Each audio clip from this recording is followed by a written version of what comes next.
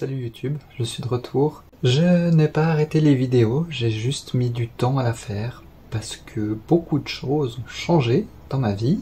Déjà j'ai fait mes opérations, donc ça c'est ok. J'ai aussi commencé une formation au mois d'août et du coup ça me prend passablement de temps. Mais peu importe, j'ai quand même l'intention de terminer le sujet de la vaginoplastie avec cette vidéo. Donc sans plus attendre, allons-y!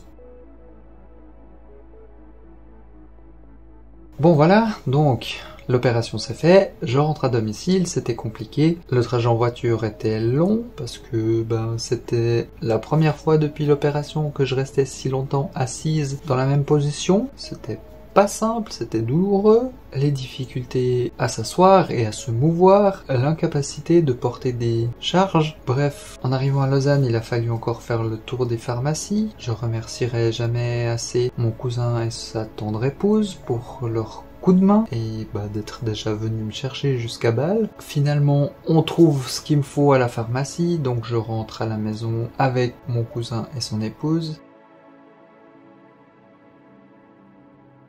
Qu'est-ce qui s'est passé pendant la première semaine à domicile? Eh bien, un long moment de convalescence. Pendant 3 mois, j'ai beaucoup dormi. J'ai beaucoup switché entre mon canapé et mon lit. Et voilà, après une semaine de retour à domicile, j'ai dû retourner à Bâle parce que, premier contrôle post-opératoire. Tout se passe bien, c'est un petit peu long de refaire le trajet aller-retour assise alors que je suis vautrée depuis une semaine chez moi. Là, je remercie infiniment ma sœur qui a accepté de faire le trajet. Et puis voilà, pendant ce rendez-vous, un contrôle, on check pour la dilatation si ça se passe bien ou pas, si j'y arrive ou pas, si je dois passer par plus petit de base ou pas. Et non, tout va bien, je peux faire ma dilatation jusqu'au bout. Je peux utiliser le dilatateur qui était prévu au moment de mon hospitalisation. Dilatateur que j'hésite à vous montrer parce que du coup c'est quand même un petit peu intime. C'est un truc que je m'enfile dans le... Je peux vous montrer la boîte. Voilà.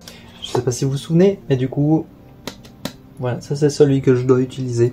Voilà. Et puis... cette boîte là contient ces 4 là. Et puis après il y a une autre boîte avec les plus petits. Voilà. Mais je vais pas vous montrer ce que je me mets parce que c'est un peu trop intime. On a fait un retour avec ma sœur, je rentre à domicile, rebelote, je me repose, je fais mes dilatations 3 fois par jour. En vrai, je fais même 4 fois par jour en fait. J'étais censé faire 3 fois par jour 15 minutes, je faisais 4 fois par jour 20 minutes. J'ai toujours fait un petit peu plus que ce que préconisait la chirurgienne qui m'a opéré ou l'infirmière qui m'a appris à faire les dilatations, parce que normalement, voilà, les 3 premiers mois en tout cas, c'était censé faire 3 fois par jour 15 minutes. Et voilà, moi j'étais entre 3 et 4 fois par jour et toujours 20 minutes. Et il y a même des fois où je poussais à 25 minutes ou une demi-heure parce que j'avais vraiment que ça à faire en fait. Donc au moins ça m'occupait.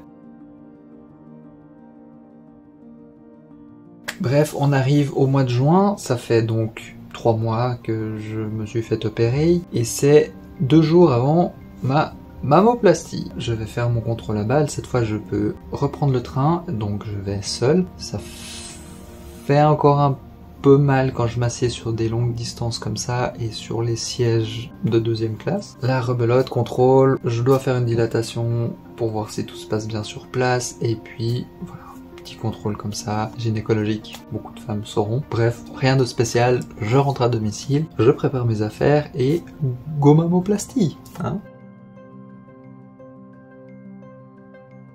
Pendant mon séjour post-mammo, eh bien, c'était très difficile de garder le rythme des 3 dilatations par jour, hein, parce que déjà, le fait de faire ça, c'était dur. Alors, aller se mettre quelque chose en soi en bas, où il faut quand même exercer un peu une pression, c'était ultra difficile. Mais bon, voilà, j'ai essayé de faire comme je pouvais, et puis, au final, tout va bien. Au mois de novembre, avec du coup 2 mois de décalage, je suis allé faire mon contrôle des 6 mois, où là j'ai juste vu la chirurgienne, alors que la fois d'avant j'avais quand même vu la chirurgienne et l'urologue, et puis aussi l'infirmière. Donc là ouais, c'est vraiment qu'avec la chirurgienne qui a opéré pendant ma vaginoplastie à Bâle. Et je suis surtout allé la trouver à Zug, parce qu'elle n'opère plus à Bâle, c'est fini, elle a changé d'hôpital, elle se trouve aujourd'hui à Bar. Ben voilà, ça fait une demi-heure de train en plus, mais c'est pas grave. J'avais le choix de rester à Bâle ou de la suivre, et je trouvais plutôt logique de la suivre. Je me fais maintenant les trajets jusqu'à Bar. Pendant ce rendez-vous, c'est vrai qu'il a fallu que je revienne sur un... C'est très peu, mais ça continue. J'ai du sang. J'ai des pertes de sang. Et apparemment, il y a du tissu de granulation qui ne veut pas cicatriser, d'où les saignements. Et c'est vrai qu'on a envisagé du coup de me reprendre au blog cette année 2025. Donc là, je vais...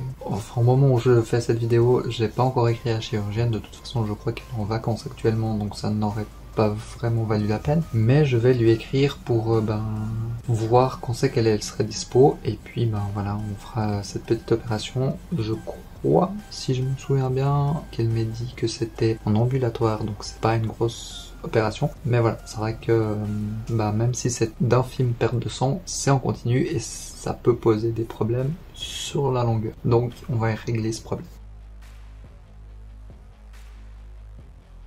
Voilà, après 3 mois, j'étais censé diminuer à 2 dilatations par jour. Moi j'ai continué du coup pendant presque 2 mois de plus à faire mes dilatations 3 fois par jour en fait, et puis quand j'ai commencé ma formation en août, je suis passé à 2 fois par jour parce que évidemment à la pharmacie c'est compliqué, j'ai pas une chambre dans laquelle je peux m'isoler 1 heure et faire ma dilatation, donc je suis passé à 2 fois par jour, ça va très bien, et puis là normalement je suis censé passer à 1 fois par jour, je continue 2 fois par jour parce que en fait je me rends compte que quand je fais qu'1 fois par jour, c'est pas toujours après c'est un peu difficile, donc pour le moment je continue 2 fois par jour. Puis, de toute façon, j'ai pris le rythme, donc ça me change pas grand chose.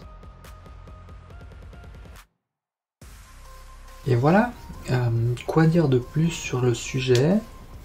Je crois que je suis arrivé à peu près au bout. La semaine qui vient, j'ai un rendez-vous à Bâle cette fois, parce que je continue à être suivi à Bâle par l'urologue et l'infirmière, et du coup, la chirurgienne, ce sera à Bar tant que je dois la voir.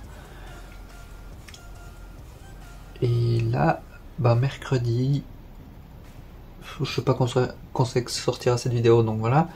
Mais ce mercredi, j'ai rendez-vous du coup à Bâle avec l'urologue et je sais pas si à l'infirmière. Ça fait une semaine que je me dis faudrait que je regarde sur sur la convocation et je delete le truc, voilà. Donc je vous en parle maintenant, et puis une fois que j'aurai fini cette vidéo, j'irai pas plus regarder le programme, mais c'est pas grave. Ça fera la surprise.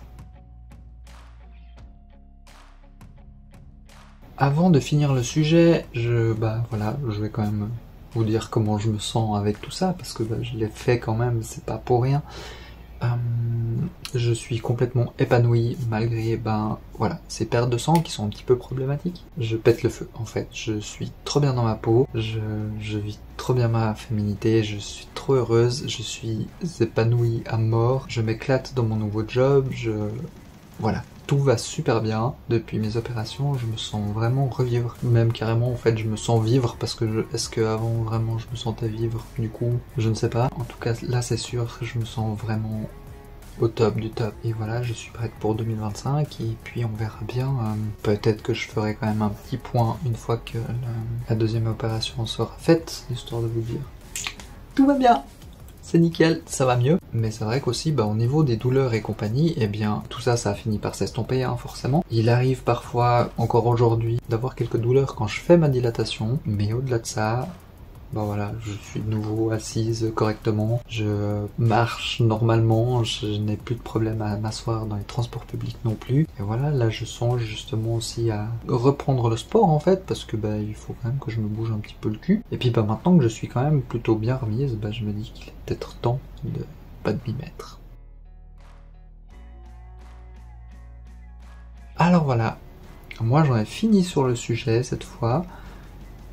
Je reviendrai peut-être, comme je disais, après la deuxième intervention pour vous dire tout va bien, ou tout va mal, même il n'y a pas de raison parce qu'ils vont juste venir gratouiller un petit peu dedans pour faire saigner et redémarrer la cicatrisation. Mais du coup, moi je considère le sujet comme clos. Si vous avez des questions, oh bah, n'hésitez pas à utiliser l'espace commentaire qui est là pour ça, ou m'écrire sur Instagram qui sera affiché là ou là, comme d'hab quoi. En attendant, bah moi je vous dis à bientôt. Je vous souhaite quand même une bonne année 2025 parce que cette vidéo va quand même sortir relativement vite début janvier. Je crois que c'est encore temps de vous le souhaiter. Une bonne année 2025. Allez, salut YouTube!